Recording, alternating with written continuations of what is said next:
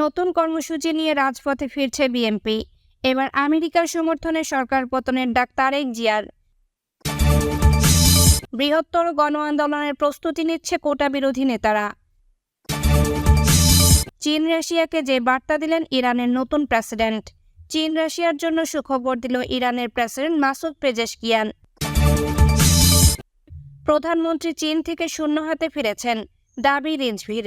বাংলাদেশ কিছু আনতে না পারলেও দিয়ে আসেন অনেক কিছুই। প্রধানমন্ত্রী এবার কি দিয়ে এসেছেন সে বিষয়ে তুলে ধরা হবে। এতক্ষণ শুনছিলেন সংবাদ শিরোনাম, এবারে বিস্তারিত। আসসালামু আলাইকুম, বিসমিল্লাহির রহমানির রহিম। নতুন কর্মসূচি নিয়ে রাজপথে ফিরছে বিএনপি। পদযাত্রা, বিক্ষোভ, সমাবেশের মতো কর্মসূচি নিয়ে চলতি মাসে বড় পরিসরে রাজপথে ফিরছে বিএনপি। কেন্দ্রীয় পর্যায়ে নতুন করে দায়িত্ব দেওয়া নেতাদের এরই মধ্যে প্রস্তুতি নেওয়ার নির্দেশ দেওয়া হয়েছে। নিজ দলের পাশাপাশি শরিক রাজনৈতিক দলগুলো নিয়ে যোগপদ আন্দোলনে ফেরার সর্বোচ্চ গুরুত্ব দেওয়া হচ্ছে। বিএনপি সূত্রে জানা গেছে, খালেদা জিয়ার মুক্তির দাবি আন্দোলনকে বিএনপি এখন সবচেয়ে বেশি গুরুত্ব দিচ্ছে। এরই মধ্যে এই ইস্যুতে দুদফা কর্মসূচি পালন করা হয়েছে। দ্রুত সময়ের মধ্যে আরও কর্মসূচি দেওয়া হবে। আর দুর্নীতি, অনিয়ম ও ভারতের সঙ্গে সরকারের চুক্তি সমঝোতার ইস্যুতেও কর্মসূচি দেওয়ার সিদ্ধান্ত নিয়েছে বিএনপি। এই ইস্যুতে কর্মসূচি যুগপথভাবে পালনের চূড়ান্ত সিদ্ধান্ত নিতে শরিক রাজনৈতিক দলগুলোর মধ্যে ধারাবাহিক বৈঠক শুরু করেছে দলটি। চলতি সপ্তাহের মধ্যে সব রাজনৈতিক দলের সঙ্গে বৈঠক করে কর্মসূচি চূড়ান্ত করা হবে। বিএনপির উচ্চ পর্যায়ের একাধিক নেতা জানান, মূলত আসন্ন আন্দোলনের সফলতার বিষয়টি মাথায় রেখে কেন্দ্রীয় কমিটির অনেকগুলো পদে রদবদল করা হয়েছে। এছাড়া ঢাকা, চট্টগ্রাম, বরিশাল সহ মহানগর কমিটিতে নতুন নেতৃত্ব আনা হয়েছে।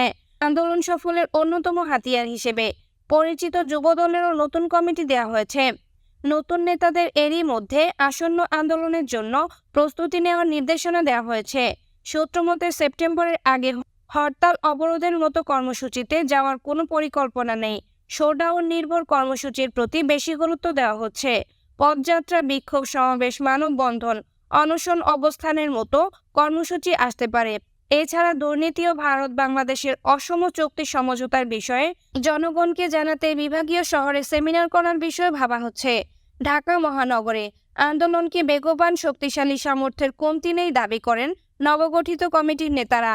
ঢাকা মহানগর উত্তর বিএনপির সদস্য সচিব আমিনুল হক ও দক্ষিণ বিএনপির সদস্য সচিব তানভীর আহমেদ রবিন জানান, আজ শনিবার দলের প্রতিষ্ঠাতা জিয়াউর রহমানের মাজার জিয়ারত করে তারা আনুষ্ঠানিক কার্যক্রম শুরু করবেন। এরপর হাইকমান্ডের নির্দেশনা অনুযায়ী বিএনপির চলমান আন্দোলন বেগবান করার জন্য ঝাঁপিয়ে পড়বেন।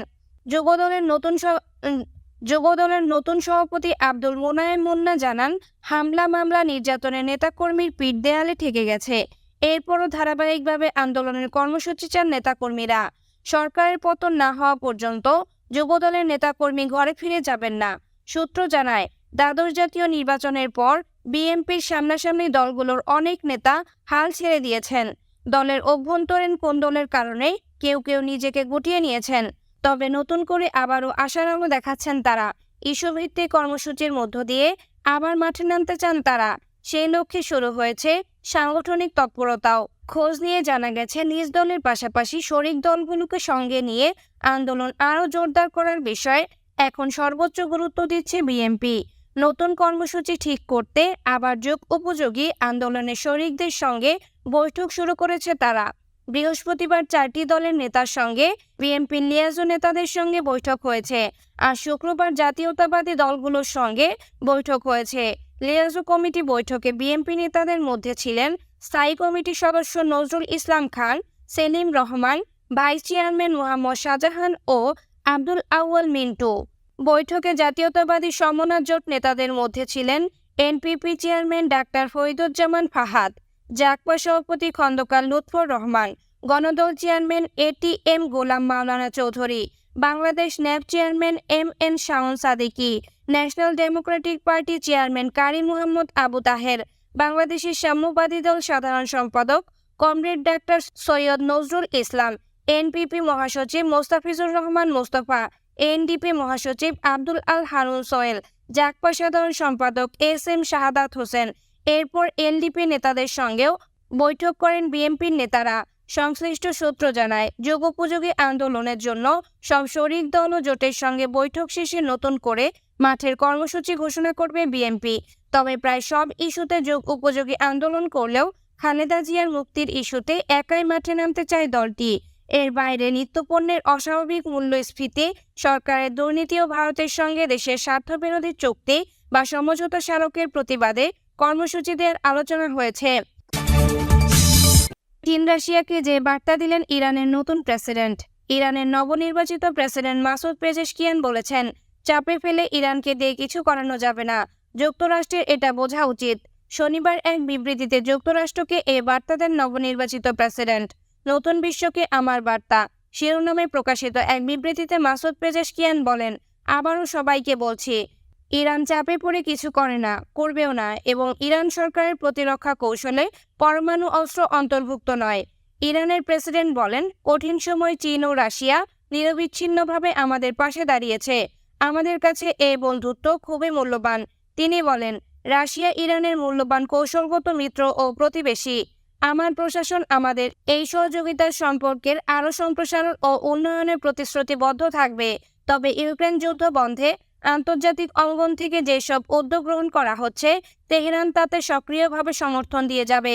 বিবৃতিতে তিনি প্রতিবেশী দেশগুলোর সঙ্গে সম্পর্কের উন্নয়ন এবং ইউরোপীয় দেশগুলোর সঙ্গে সম্পর্ক স্থাপনের ইচ্ছা প্রকাশ করেছেন। তবে তিনি নির্বাচনী প্রতিশ্রুতি পূরণে কতটা সক্ষম হবেন তা নিয়ে অনেক ইরানি সন্দিহান। কারণ ইরানের সর্বময় ক্ষমতার অধিকারী প্রেসিডেন্ট নন, দেশটির সর্বোচ্চ নেতা আয়াতুল্লাহ আলী খামেনি। ৬৯ বছর বয়সী মাসুদ পেজেশকিয়ান একজন হার্ট সার্জন। সংস্কারপন্থী হিসেবে পরিচিত মাসুদ পেজেশকিয়ান ৫ জুলাই দ্বিতীয় দফা ভোটে কট্টর রক্ষণশীল সাইদ জালেনিকে হারিয়ে ইরানের নতুন প্রেসিডেন্ট হিসেবে নির্বাচিত হন। গত মে মাসে হেলিকপ্টার দুর্ঘটনায় কট্টরপন্থী ইব্রাহিম রাইসের মৃত্যুর পর সংবিধান মেনে ইরানকে আগাম প্রেসিডেন্ট নির্বাচনের আয়োজন করতে হয়। প্রধানমন্ত্রী চীন থেকে শূন্য হাতে ফিরেছেন, দাবি রিজভির।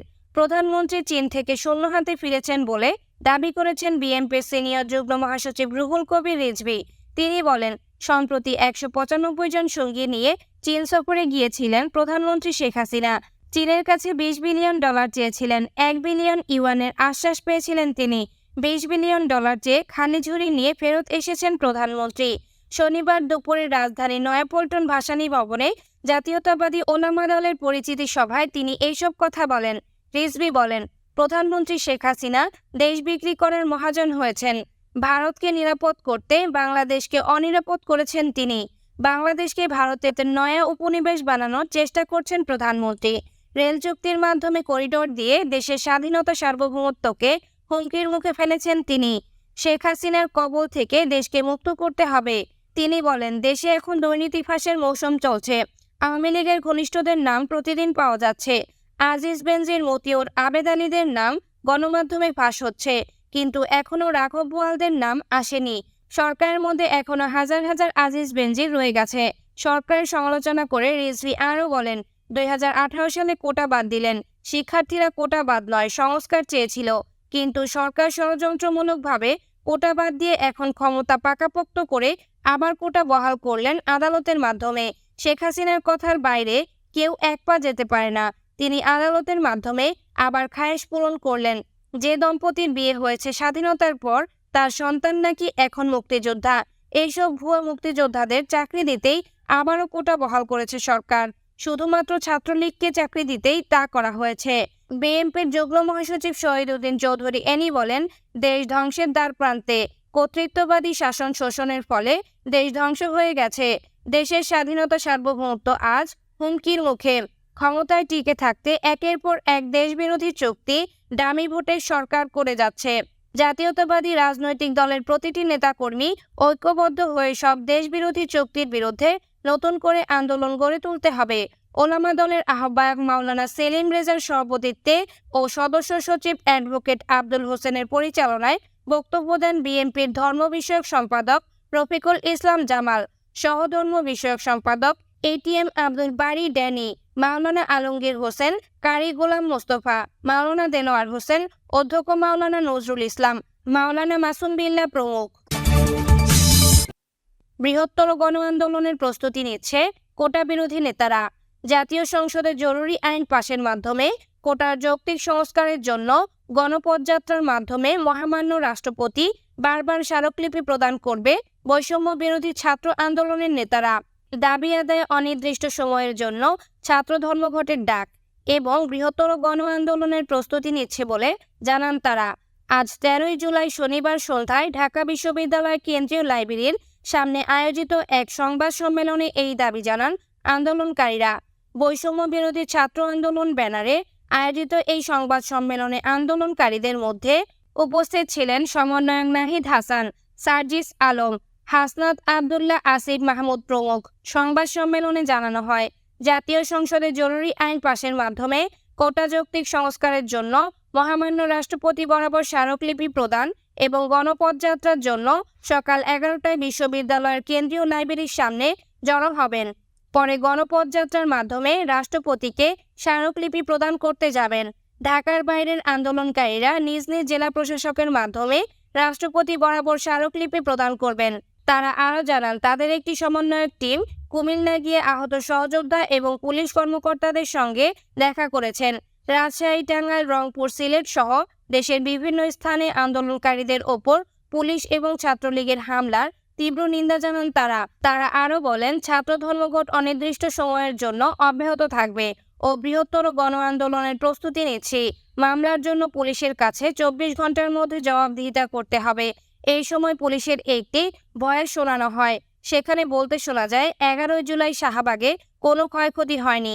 তারপরেও অজ্ঞাতনামা আসামি করে শিক্ষার্থীদের বিরুদ্ধে মামলা দেওয়ার কোনো অর্থই হয় না।